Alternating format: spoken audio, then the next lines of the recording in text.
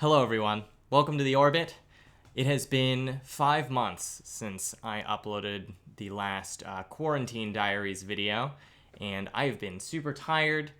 So much has happened, and I'm just going to check in on what I've been up to. Mostly it has been rest on the couch. But I made an outline just going over some of the stuff that I'm interested in and have been able to do in quarantine. It is October 2020.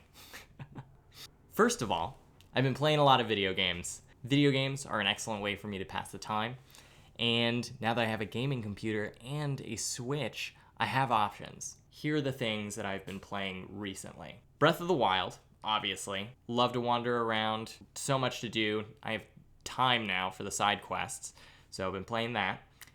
Sea of Thieves on my computer. Sea of Thieves has been my favorite game.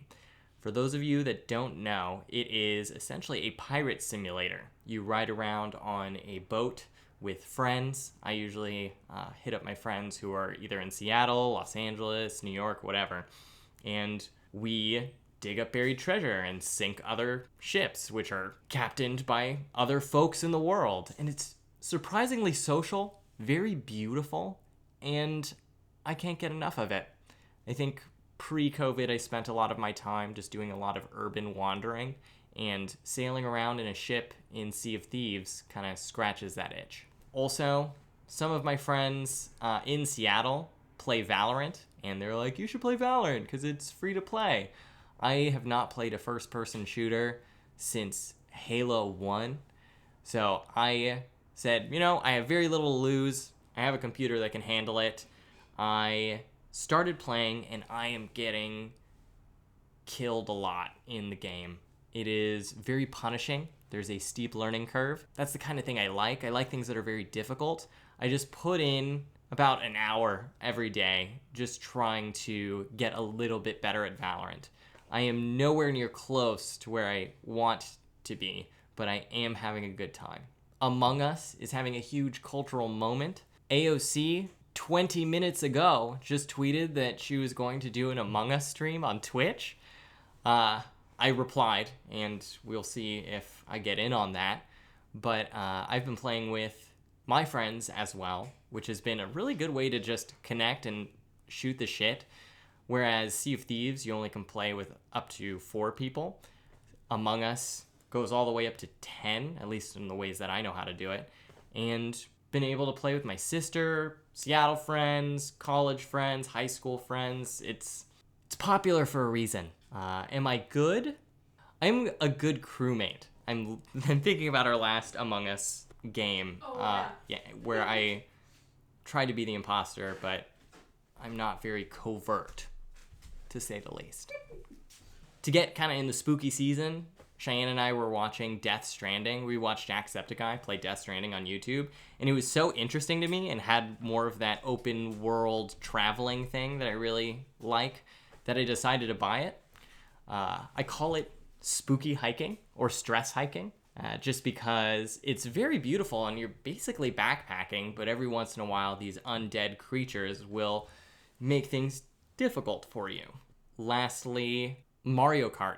My sister and her partner live in Austin, Texas, and they are practicing Mario Kart. Like, the way I'm treating Valorant as a thing I want to get good at, that's what they're doing with Mario Kart. So, in the evening, I'll text them and be like, hey, do you want to play? Or they'll hit me up, and basically they demonstrate their expertise. Cheyenne is also very good at Mario Kart. Out of our core group of friends that play pretty regularly, I would say that I'm middling. I get second or third place, but I got other shit going on. Next, streaming. Now that I'm playing video games and also have my computer set up, which has an Ethernet connection, I have been streaming. So is Cheyenne, and it's been a new media front just because it's a different format as opposed to creating shit for Instagram or TikTok. Streaming is almost like being a host to a small party. At this point, I have maybe consistently 4 or 5 viewers whenever I stream. I stream twice a week, Tuesdays and Thursdays, and it's mostly video games. I'm trying to figure out what works, but I do love the community aspect because it's just very social. I'm talking constantly to either the people that I'm playing with or the people in chat who are just tuning in and tuning out. It really scratches the social itch, and I appreciate that. As far as people that I like to watch on Twitch, I am just poking around, seeing what other people are doing. Polygon is always great to drop in on. I watch the competitive Rocket League streams sometimes. Also, Noopcat or Suze Hinton does live coding, and Nicole He, who is a creative Google developer, plays indie video games that I have never heard of. The thing, ultimately, that I want to accomplish through Twitch streaming is just building community and hanging out with people in a laid-back kind of way. Just because with all of the stress of civil unrest and, the pandemic, having an open living room, a virtual open living room, is so valuable, so you just can kick back and not think about it for a little bit. So that's been working, and I find that streaming really builds the community that I want to hang out with on the internet. Speaking of civil unrest, I've been reading Blueprint for Revolution by Srdja Popovic, who is a Serbian political activist who teaches other people how to lead nonviolent revolutions against dictatorships. As the election approaches, this seemed super relevant. When you are, rebelling against a fascist regime, you often can't outgun the oppressor. And if you lead a nonviolent demonstration, according to Srdja Popovic, nonviolent protest is more successful than militarized rebellions. So I'm interested in this. I am in the process of being sold on this, and it hinges on the ability to create community that is inclusive, that also is united under common goals. It is a lot of just organization and motivating different kinds of people, which is fascinating to me. One thing that sticks in my mind is there was an example of this dictatorship that would make people afraid to speak out against it. The way citizens would show that they were not in support of the dictatorship is that they would just carry a lot of oranges with them. So if you walked into a shop or you saw a person selling a bunch of oranges, it became this code symbol for I am part of the resistance movement. And it's this kind of almost community language that shows you're not alone when you have to deal with things like secret police. Fascinating. I am almost done. I think I have one chapter left of this book. I am also reading this Susan Sontag biography by Benjamin Moser. This won a Pulitzer this year, and I don't even know if it's in paperback. This is an advanced reader that one of my friends got me. I'm a huge Susan Sontag fan. I have On Photography, I have her journals. Yeah, I've been reading her stuff for a while, and she's just such a cool personality in history. Yeah, she was a legendary, smart lesbian.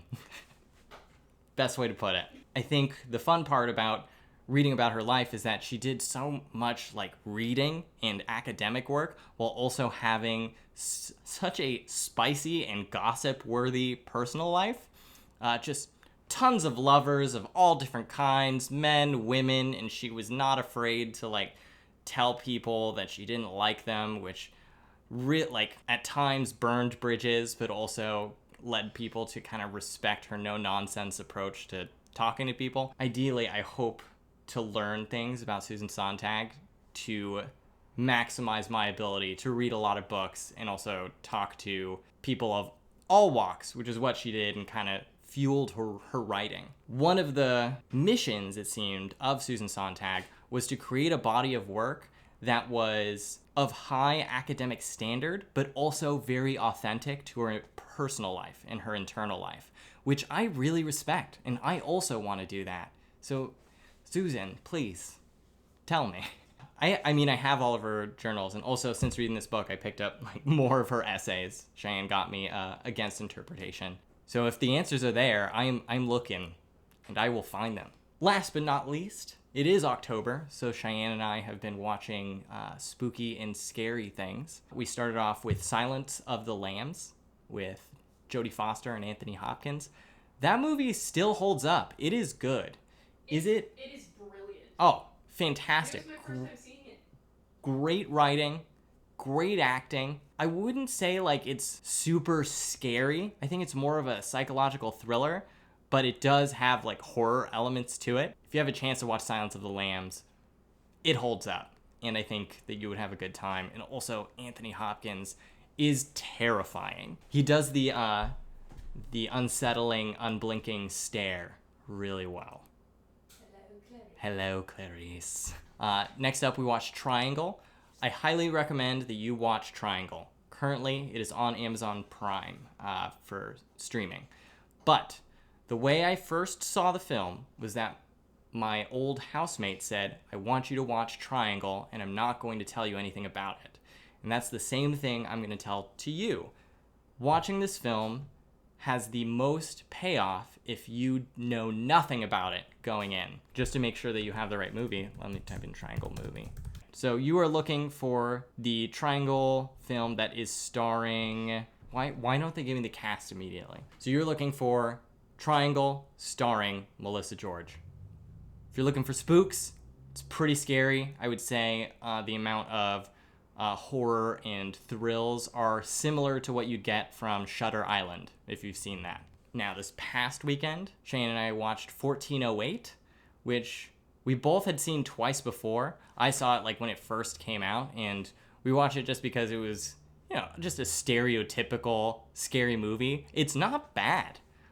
It's not great, but if you're looking for just like a placeholder film that has a lot of scary elements to it and is relatively easy watching, 1408 will be it. I will say, after we saw the film, we went to sleep and there was a storm and a tree branch was rubbing against our window, and I did not sleep very well at all because the way it was rubbing against the window, it sounded like a human voice. It was like, "Eh," and couldn't deal. For me, it sounded like someone was trying to get in through the window. See, that's even worse. Also, necessary to mention Over the Garden Wall. I have seen Over the Garden Wall a lot. And because of that, I feel like at this point I get it, but I understand that it's a fall ritual for people. Cheyenne. For me. So Cheyenne was like, okay, I know that you've seen this a bunch of times, but let's make it a fall event. So she made a pumpkin pie. She made some mulled wine, and we sat down and appreciated the fall vibes and tradition of that show. What's his name? Greg? Greg, favorite character. I think it's undeniable that Greg has a lot to offer because his comedy is supreme. It's a rock fact. And that's all I've been up to. Though it, video games, reading, streaming, I've been applying to jobs because I have to in order to collect unemployment. And then every once in a while, I'll run into a job that I'm really excited about. And there have been maybe a handful of those since I've been applying. Haven't heard anything yet, but it seems like a lot of stuff is uncertain regarding the economy and the states. So I understand. But I think the most important thing I want to convey is that I've been exhausted. I do maybe 1 to 2 productive things a day, and I just sleep just because I'm stressed out by the pandemic and politics. I am told that things are going to get harder, especially post-election. And so I'm trying to take care of myself, which means eating healthy meals, going on sanity walks, doing things that make me feel good, like playing video games with friends. My personal friend group has expressed the same feelings of just a lot of stuff feels pointless. We don't really know what to do. And what I'm trying to do through streaming and pretty much everything else I'm doing is create a community of people to support each other emotionally and also like politically during these uncertain times. So if you are interested in that, check out this book, stop by the stream. We're all here to kind of take it easy and take care of ourselves because the systems at play currently aren't doing that job. Thanks for tuning in to the Quarantine Diaries Part 2. I will see you post-election, and we will see what the world looks like then. Thanks. P.S. Totally forgot about this. I am going to a Zoom baby shower at the end of this week. It's on Halloween, and it's a Halloween-themed baby shower. And I am anxious about costumes. I want to, of course, be creative and make one, but I've been so tired that I'm like, okay, I just need something easy. And so, because of all my Sea of Thieves-ness, I got a pirate hat and an eye patch. I think they're all in the same bag. Of course, I'm gonna add some more elements. I think Cheyenne has a pirate shirt, and I probably do somewhere as well. But It's a gay pirate shirt. it's a gay pirate shirt. And well, if we aren't gonna be gay pirates, what the heck are we doing? This is good. We'll have Cheyenne check out here. Oh my god, it's so cute. Is it? Is it doable? Yeah, now put the hat on. Yes. Sit it back a little further on your head. Arr. Yeah, that's great. Oh, great. Thanks for unboxing that with me. That's all I wanted. You have to say ahoy now. Ahoy! Welcome to the orbit.